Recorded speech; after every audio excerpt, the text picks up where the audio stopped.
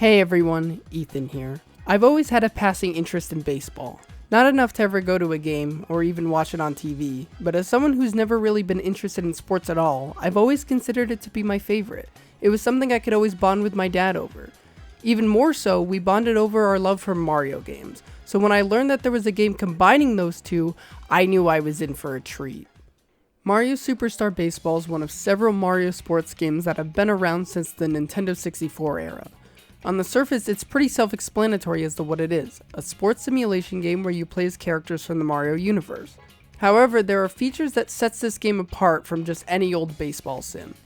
Instead of attempting to explain baseball to someone that doesn't know about it, I'm just going to read a brief description of it from Wikipedia.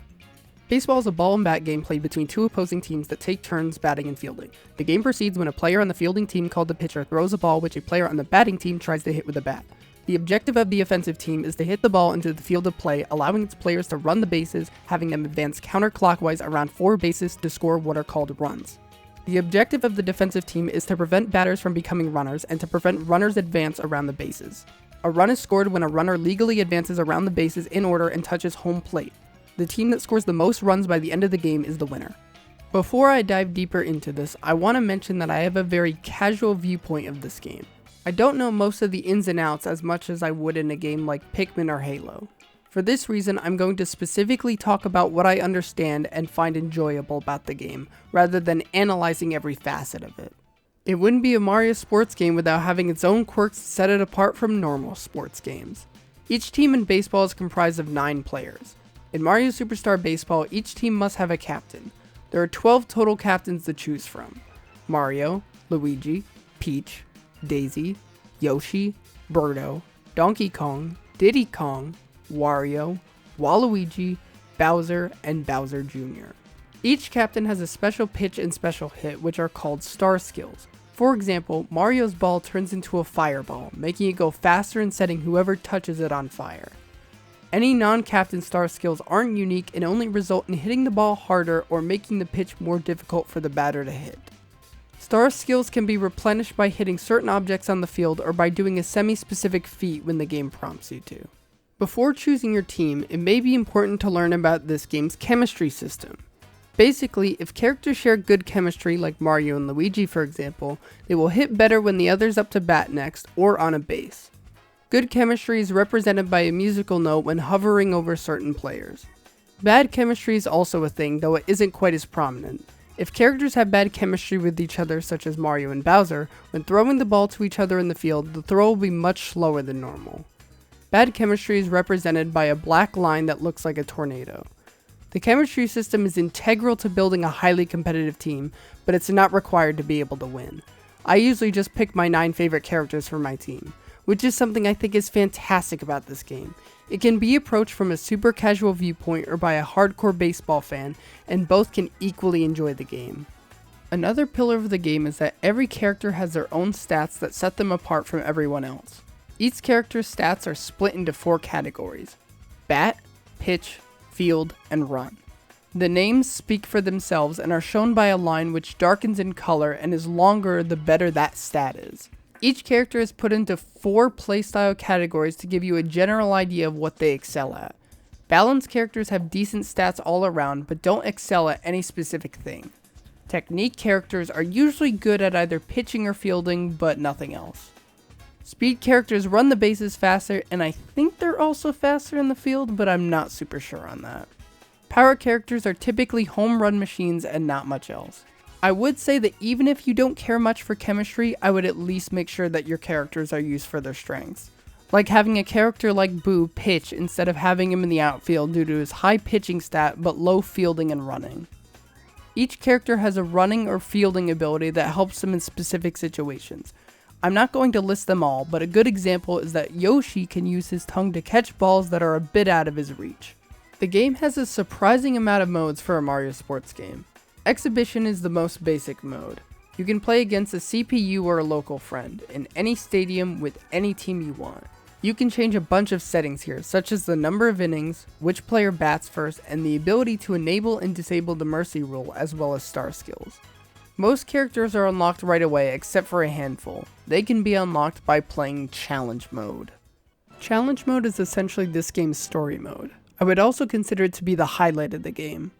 The mode has 4 difficulty options but can only be unlocked once the previous one is beaten.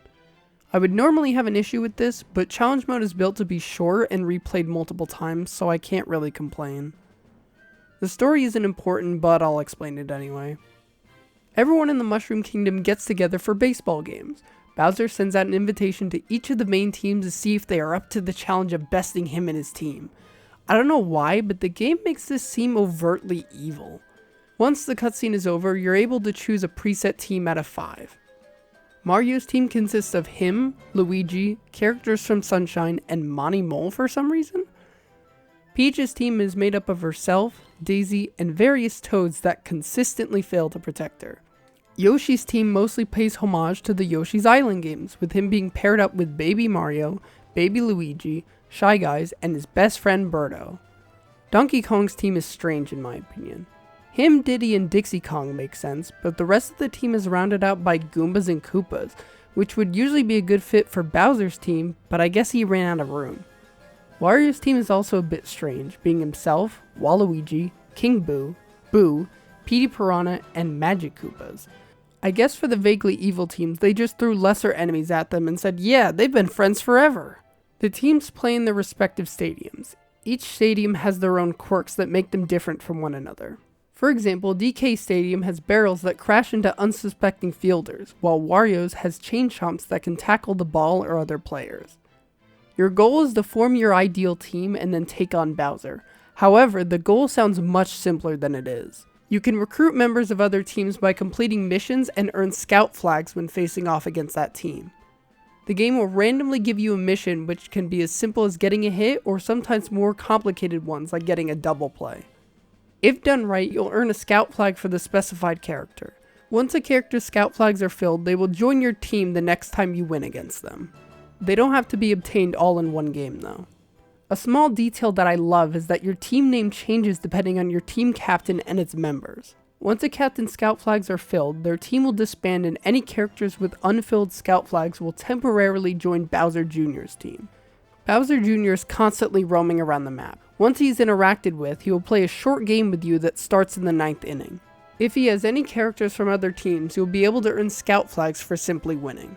If defeated, he will retreat to Bowser Stadium and drop you coins. Coins are used on the in-game shop, which allows you to buy a Captain's Star skill, as well as temporary buffs to help you in your next game. These buffs range from having your team hit harder to improving everyone's chemistry. They only last one game though. You can also earn coins by participating in minigames. Each area of the map has a minigame that can be accessed at any time except for Bowser's. After all minigames are completed once in a challenge mode run, you will unlock the ability to purchase the secret map, which will allow you to travel to a small island that houses the Toyfield. It's basically a hybrid between an actual game of baseball and a minigame. I personally don't care for either of these much, although Bob-omb Derby is pretty fun. You can earn more coins for performing better and completing them on higher difficulties. Unfortunately, Minigames and Toyfield can only be played 3 times each per challenge mode run. I'm assuming this is to put a limit on how many coins a player can earn, but I personally feel like a better solution would have been to only give players coins the first 3 times they win. This limitation makes another part of challenge mode a bit more annoying. Challenge mode has one more trick up its sleeve that makes the game much more replayable and gives the player more purpose to play. Each character has a certain number of star missions that they can complete. The number of challenges varies depending on the character. The more that you complete will change the character's title but has no effect in game. Some of the more difficult challenges can only be completed on higher difficulties. This is where things can get a bit annoying, as several characters have challenges that want them completing certain minigames, but since the limitation is only 3 per challenge run, it makes it annoying to plan around. If the minigame limitation was done to pad out the game, it feels a bit scummy to me. Thankfully though, you can save any time while not in a game, so you could essentially cheat the minigame limitation if you happen to fail. The reward for completing a character star missions is worth it in my opinion. After a character reaches superstar status, all of their stats will increase. I've never gotten every character to superstar status, but my dad came close years ago. He was stopped by not knowing how to body check. Being a young kid around 2007, I had no idea how to look up how to do it, so I didn't know either. Here is footage of me finally doing it for the first time, having played the game for over 15 years.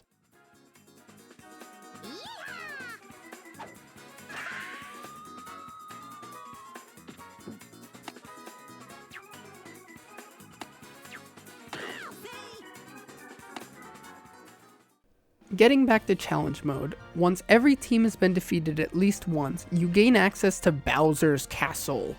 If you defeat him, congratulations, you beat challenge mode. After completing challenge mode, you can save your game and restart challenge mode with the new team on a higher difficulty. Thankfully, any star mission progress you had before transfers over. There is one character on each team that is locked in all other modes until you complete challenge mode with their respective team, which is Monty Mole for Mario's team, Toadette for Peach's, Dixie Kong for DK's, Baby Luigi for Yoshi's, Petey Piranha for Wario's, and Hammer Bro for Bowser's. If you complete challenge mode on the highest difficulty, you will unlock the ability to choose Bowser's team in challenge mode. If you play as Bowser, your goal is to recruit every team player on each team, with the captains being inaccessible. Once all teams have been defeated once, you will face Mario and his team of 8 other captains. If I had to make complaints about the game in terms of gameplay, I would really only say that fielding sometimes feels clunky and a bit annoying. The game will have you automatically control whoever is closest to the ball and will switch when another character becomes closer. Sometimes I've taken much longer to get a ball because the game will switch who I am without warning, but this doesn't happen often enough to make it a deal breaker for the entire game. I also feel like the controls for running the bases are sometimes unresponsive and weird, but that could also just be my own fault as I tend to button mash. One other odd but small negative is that characters that have multiple colors cannot be reselected once they are off your team in challenge mode, and while alternate colors can be chosen in all other modes, you can only have one of that character. For example, if I wanted both yellow and red Toad on my team, I would have to choose one or the other. The only possible way to have both of them is to start challenge mode with Peach's team and never replace either of them. On a much more positive note, the game sounds amazing from a sound effect standpoint. Every sound in the game is so recognizable, whether it's from another Mario game or not. That combined with the super personal animations that each character has makes it so unique and fun. If you're a Mario fan, then you'll love the small details in this game. The soundtrack doesn't have a lot of tracks, but every single one of them is amazing. My favorites are easily the credits theme and Peach's Garden. The game also holds up very well for being 16 years old. Mario games are very stylized, so most of them typically age well in my opinion.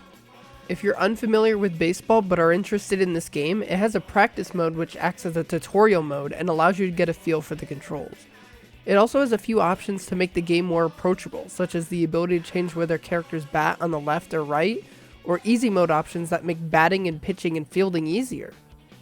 If that wasn't enough, you could also view your stats and history in the records section. It's pretty self-explanatory, but a very nice feature. If anyone was wondering, my ideal team is made up of my or my friend's favorite characters. Yoshi is my captain because I like his tongue catch and high speed. King Boo because he's my favorite Mario character and has great batting. Boo because I love Boos and he pitches and bats very well. Waluigi is a friend of mine's favorite character and is an amazing pitcher. Luigi is another friend's favorite character and his stats are very well rounded. Dry Bones is my final friend's go-to character and his stats aren't the best, but at least he looks cool. Petey Piranha is a great hitter, has great chemistry with the Boos, and reminds me a bit of my brother, although I think my brother is best described as Wario. The final two characters are Peach and Bowser Jr.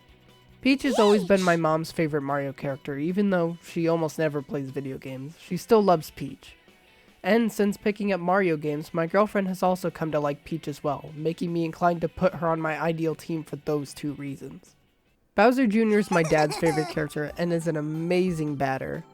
I feel as though he's the most important part of my team, because this game takes two things we shared interest in and combine them. This game always reminds me of him, and the times we would go to our local park to play baseball. I even got a tattoo to commemorate those times. I live very far away from them, so it's a good way to remind myself that they're always there for me. Mario Superstar Baseball was released in 2005 on the GameCube. It can also be played on a Wii with backwards compatibility.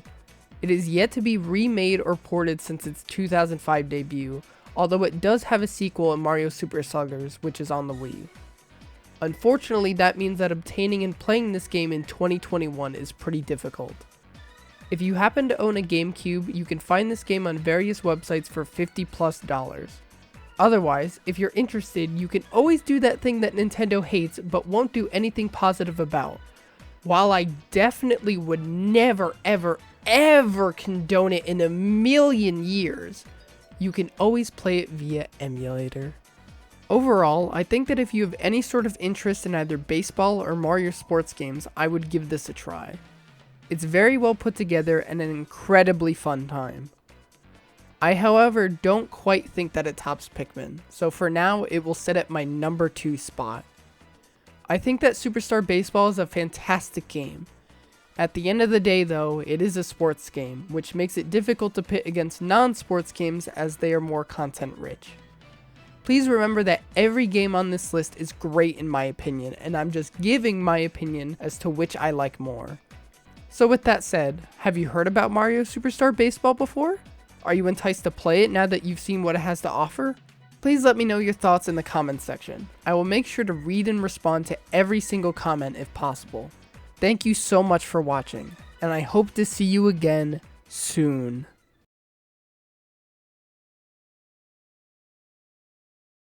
It's treason, then.